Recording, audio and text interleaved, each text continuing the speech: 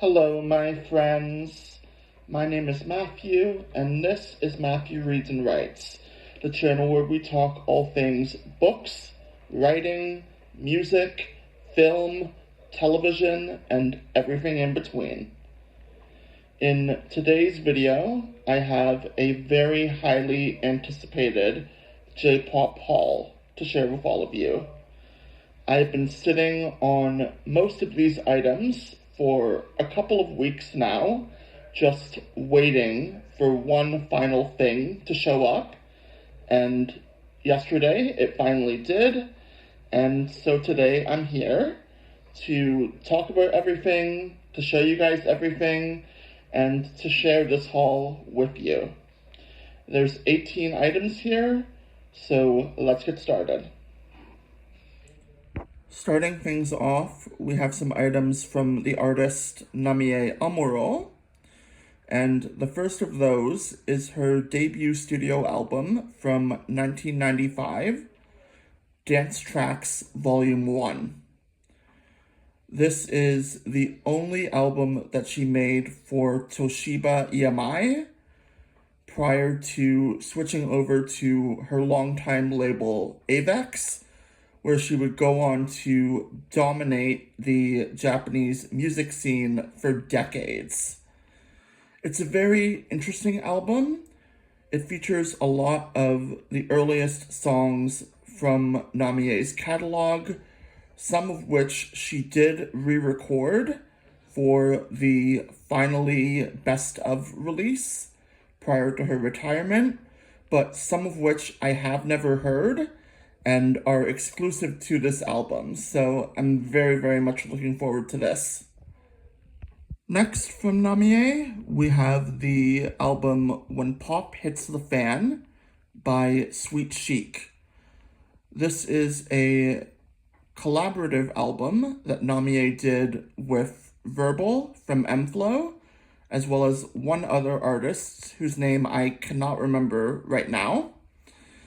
And it was intended to give Namie a gateway into doing more hip-hop and R&B style music, as opposed to her more traditional dance pop and J-pop sound.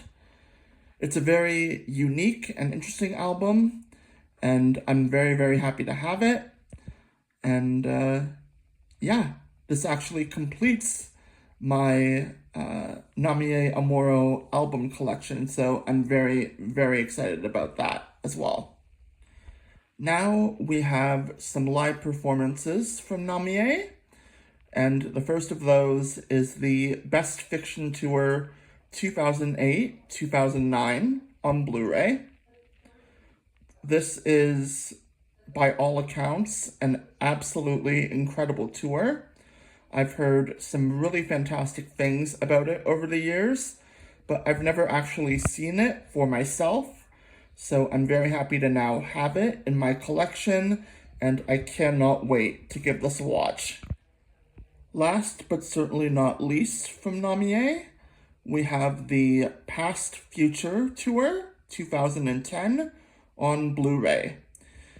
And this is a tour that I've always really wanted to see. Past Future is my favorite album from Namie, and this is one of the only times that she performs some of my favorite songs from that album live. So I'm very, very happy to have this, and as with Best Fiction, I cannot wait to watch it, hopefully very soon. Moving on, we have some items from L'Arc-en-Ciel, and the first of those is their live performance Blu-ray, World Tour 2012, live at Madison Square Garden. This is a performance that I have had on my wish list for well over a decade. It's a very significant performance in L'Arc-en-Ciel's career, because with this performance, they became the first and to date only Japanese band to play the main arena at Madison Square Garden. And yeah, I've really wanted to see this for so long. I'm thrilled to finally have it, and hopefully I'll get around to watching it sometime soon. Last but certainly not least, from L'Arc-en-Ciel, we have a documentary film. It is called Over the L'Arc-en-Ciel, and it is on Blu-ray. This is a behind-the-scenes documentary of their world tour from 2012, and I bought this because I do know Lark as musicians, as artists, but they are still relatively mysterious and enigmatic for me when it comes to who they actually are off stage. And so I really wanted to buy this because I wanted to see kind of who they were as people outside of their performances and their music. So hopefully this documentary will give me some insight into that. Moving on, we have some items from Ayumi Hamasaki, and the first of those is her album A Song 4. This album served as IU's debut as a music artist, and it features a lot of the first songs that I ever heard from IU, so it has a very special place in my heart, and I'm very happy to finally have it in my J-pop collection.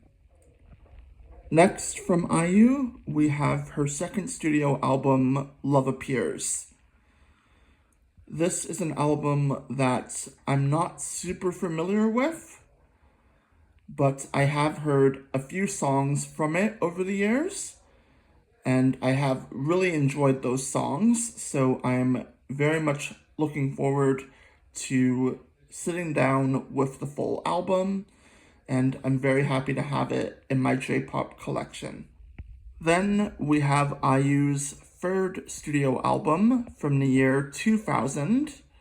This is Duty.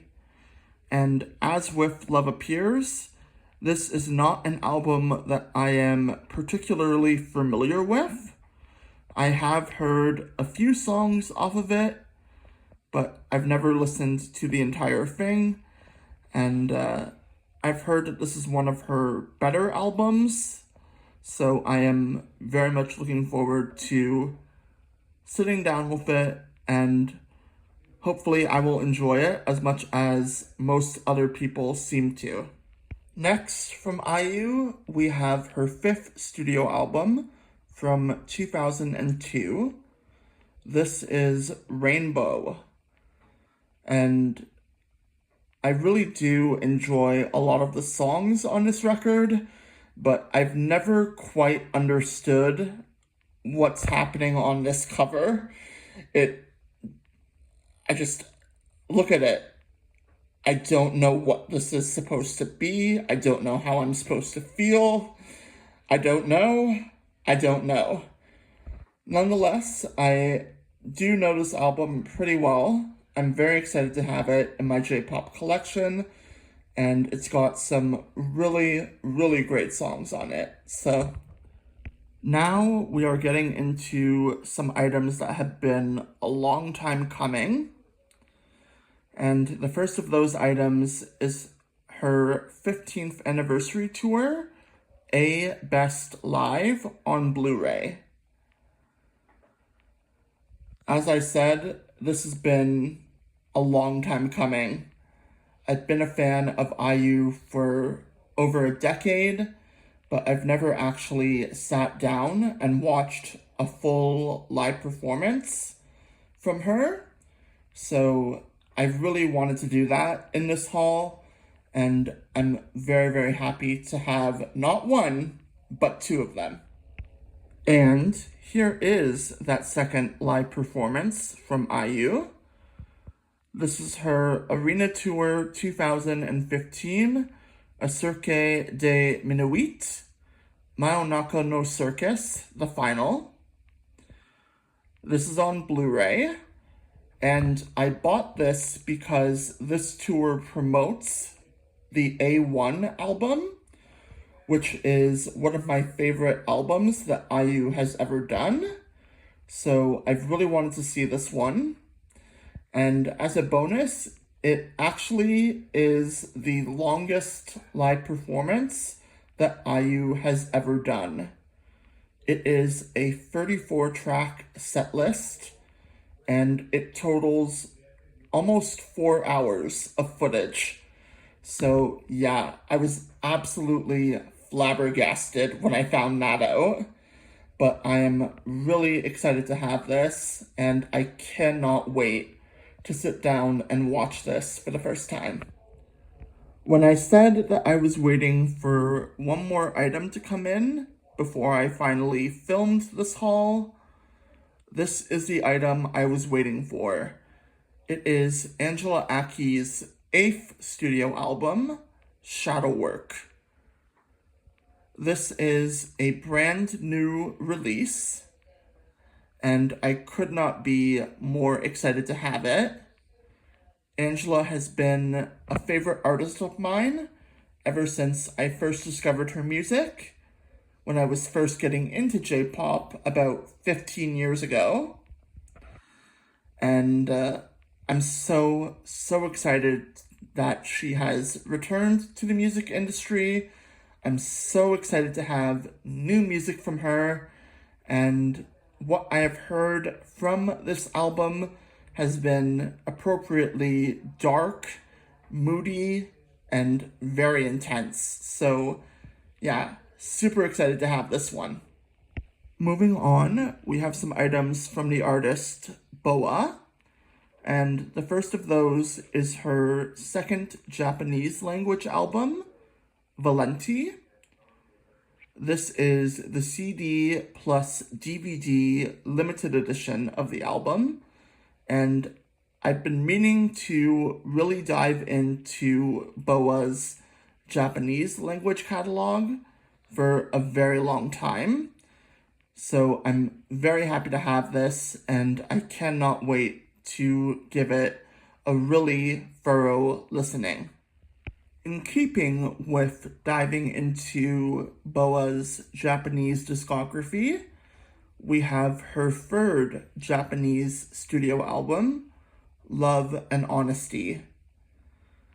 I've heard some really fantastic things about this album over the years, but I've never sat down and listened to it all the way through, so I'm very much looking forward to doing so, and I'm very happy to have it in my collection. Next, from BoA, we have her compilation Best and USA. This is the 2 CD plus DVD edition of the album, and so it contains a disc of some of her greatest hits, as well as her English language debut album from 2009. As I said, there is also a DVD, and from what I can tell, that DVD includes some behind-the-scenes making-of footage from her English language album. So I cannot wait to watch that, and I'm so excited to have especially BoA's English language album in my collection for the first time. Now we have the first of 2 BoA live performances. This is the Live Tour 2010 promoting the Identity album.